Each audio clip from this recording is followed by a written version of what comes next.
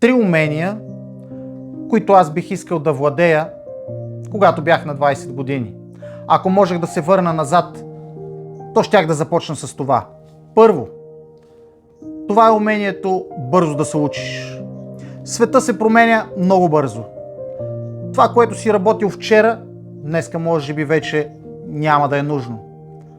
Ако ти можеш бързо да се учиш, да се адаптираш към новите неща, винаги ще намериш своето място в света. Второ, навиците да комуникираш. Всичко в нашия живот идва благодарение на хората. Това е възможност, пари, работа.